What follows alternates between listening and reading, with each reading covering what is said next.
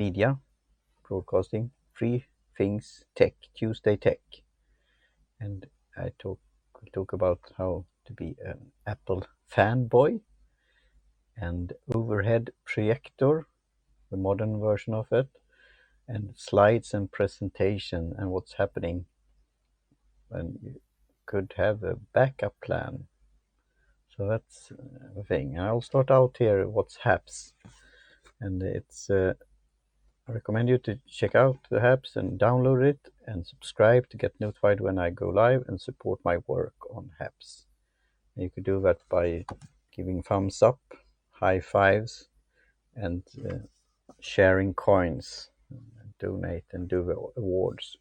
And here is again haps.tv/invite/at Lyceum.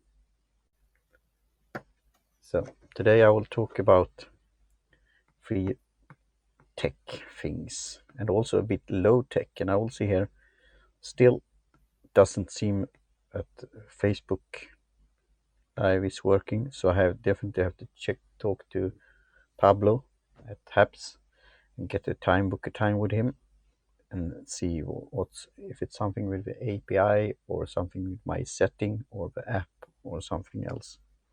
Let's see here. I will then check YouTube instead and see if I'm live. I'm testing this because I want to check monitoring the sound.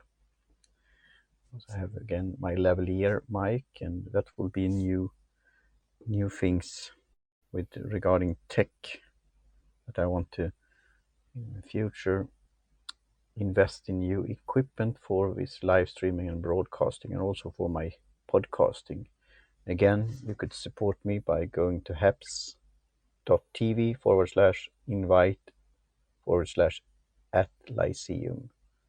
You could also support my work going to the url.bio/Lyceum. And there you will find different ways of supporting my work. So we'll see here. It's saying now that I'm live here on YouTube. So check the sound. Yeah, so I hear myself. So it's working good, and I put it in the setting high audio quality. It could be depending on what kind of connection you have, or fiber or internet connection.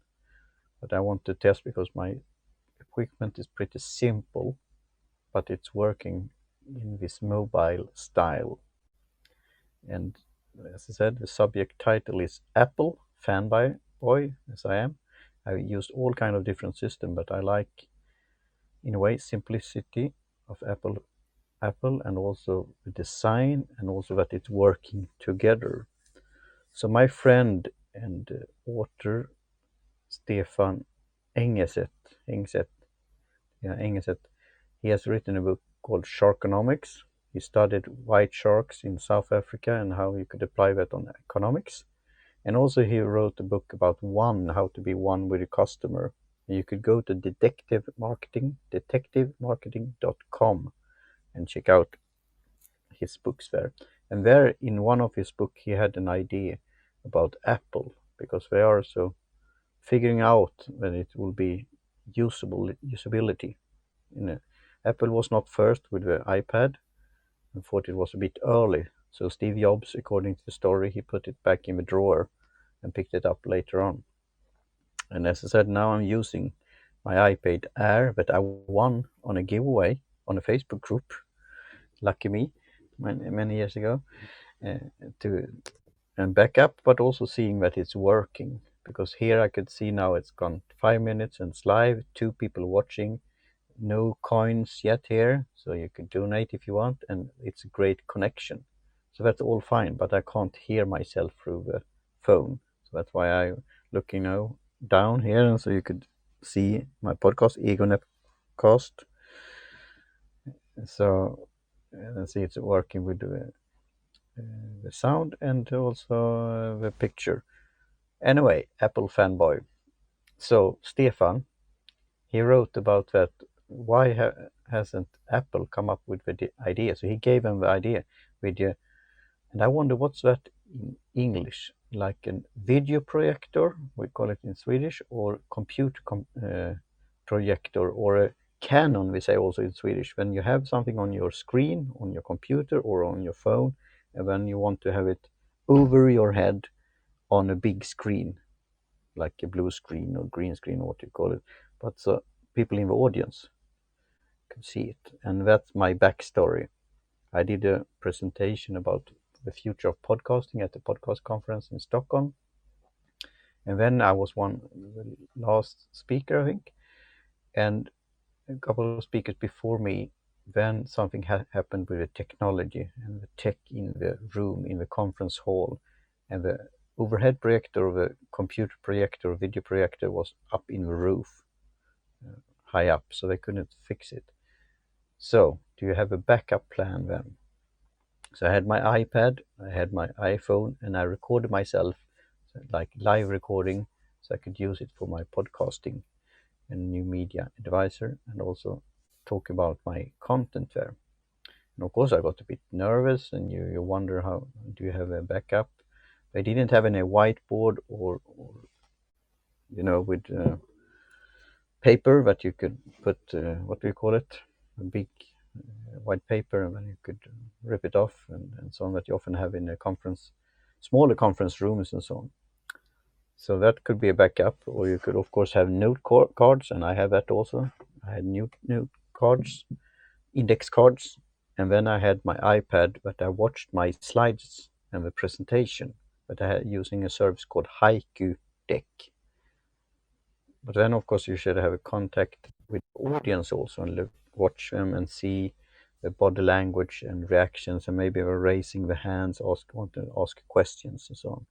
And then over your head, when you don't see the screen, or the audience doesn't see your screen, only you see your screen, then it's tough. So we talked about that in a new episode of presentation, parenthesis, skills, Q&A, questions and answers, with my co-host Karina Ridenius, and she is an expert in presentation skills and presentation, how to do in front of an audience, information and how to achieve information, receive information and process information, and also communication, how to get your message to get stuck and people will remember you, and so on. So we have started now a new podcast. We have one called Presentation Skills in Plain English, and we're talking English. And now we are doing questions and answers that we have received, and things that comes up. And the first episode there after our trailer was about what's happening when the technology or something with your presentation is not working. Do you have a backup plan, like analog, pen and paper, or a whiteboard, or something else? And she gave great tips there about that. So it's in Swedish, but we could have a conversation, and if you have any questions about that. So I wanted to talk about that. Tech. Why I'm an Apple fanboy, because it's working. And my friend then, Stefan Engelstedt, he had the idea about the video projector or computer projector. I joked in the title, call it OverHead projector. That was an old time, was it plastic somehow, and put it on your projector, and then it was a bigger picture over your head back in school. So that's more analog in a way, even it's an electrical thing in a way. But the modern day of the overhead projector is called something in English that I don't recall now, but maybe you could come up with that. But computer projector you could call it. And then what happened when that stopped, my backup plan. And again, Stefan said, why? Because Apple is working with usability and things should work, and they're integrating things. Why haven't they invented a projector? Because often it's a hard time to get them to communicate with each other. Your computer, and then the cable, and then the overhead projector, and you have to do shift key, this and that, and maybe you see it on your screen or your computer, but you don't see it over your head. And then in my case, when it's totally stopped, it was some electrical thing or it was a black screen, so I didn't see anything, or a green screen there. So when I talked about what I had on my slides, tried to describe it for the audience, and that was a challenge, but it worked out fine, and I learned from it to learn about how to have a, again, backup plan, and also to go with the flow. Of course, a little nervous you get, and you tell about that maybe in the beginning, but then the show must go on. So I said, if Apple would come up with an overhead projector, it will work with other Apple mobile devices, that's for sure. But with other brands and products communicating with each other, then it's harder. And you wonder why it hasn't developed more, because an overhead projector, this one costed probably very much because it was a big audience room conference hall. But even a smaller one that you have at your home office or your regular office, that could cost like, I think we had 10 years ago, we had an overhead projector, a computer projector costed like $1,000 or something like that. And then the sensitive thing is the light bulb, because it will, over certain hours, it will, you have to recharge it or you change it, and that costs a bit of money. And of course, it's getting warm and heated. So, but it's amazing how you could get the overhead picture when it's working. As as I said, but if Apple would do it, it would look cool. And Stefan's idea was, why don't have an overhead projector? Because it's always the same clunky big one, and maybe you have to have it in order to work. And this one in Stockholm in the conference hall was mounted in the roof, so they couldn't check it when it didn't work. So, but why don't have it as a form or shape of an apple, like a round thing that would stick out and people would know, that's the brand Apple overhead projector. So that's it. And then slides, when you have presentation, I used a tool called Haiku Deck, and I liked it. I think I got recommendation on an unconference about media, so Web Coast, and they, because you have PowerPoint, have been around for a long time, and other tools also, and Haiku Deck is in a different way, and I liked the style of it and how easy it was, and also that you could put it on the net. So the presentation is out there for people to watch and read, and you could see how many have viewed it and comments and shared it and so on. So I liked that. But it was pretty hefty monthly subscription fee, or so it costed a couple of, maybe it was $20 or $30, and I didn't do so many presentations per year. So, and then it was overtaken, Haiku Deck, by another company, and the communication there, because I thought that could be a nice, have a sponsor for a podcast talking about presentations, for example, but it didn't get any reaction when the company was sold, and I could understand they moved on and did other things. So now I'm out looking for a new kind of presentation slides, to making slides tools. As an Apple fanboy, I should maybe use what it's called now. It's not PowerPoint, and it's not what's the one that's going around that was from Hungary, and then Haiku, it's calling, what's it called? Now it's blank here with the name of a presentation tool, the app for Apple for Mac. So anyway, they have templates and so on. One is, for example, with tea. So Keynote, it's called Keynote. So I will go back and see what's that. But I'm open for finding a new presentation tool, a slides tool that you could also have online, and you could share it in social media channels and platforms and do other things. And then of course I could happy to pay for it and subscribe to it if I get the value, but it had to be a good value, and what you could do with that. Now I see it's 6 people, 5, 6 is watching. Thanks. And so that's something to tips and suggestions on presentations tool for making slides for a presentation, a talk, a workshop, whatnot. So I like that to have. But as I said, Haiku Deck, I still have my profile there, but I'm not using the premium feature, and my presentations are still there. But I'm looking out for a new tool there in the future when we could meet and have conferences again. But also it could be good for maybe other situations. So that was my thing for today. And as I said, now it's 16 minutes. I want to have it around 10-20 minutes. And as you hear, I could often babble. But that's one thing of doing live. People could join the conversation. We could do some side tracking, but it also have a red thread.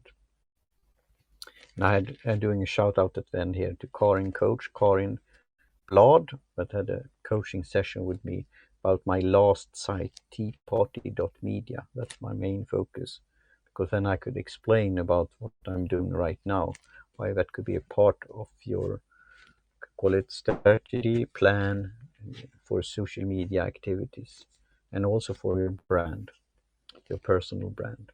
So on Thursday, I'm having this Force Hammer Torsdag in Swedish, and I will ventilate, comment, or doing an analysis of an article in The Economist. They recently charged me 700 Swedish crowns, like 70 plus dollars, for 12 issues. And if you want to support me so I could continue to read this and giving you nuggets of this publication, I'm happy to get donations through HAPS. We'll do that again.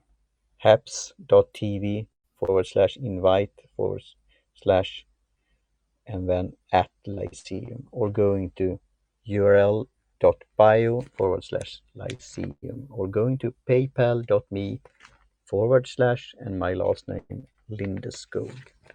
Anyway, they have a special report here on the future of work. So that's the issue of this week, April 10th to April 16th. And it's already on digital, and you could also listen to it on audio form.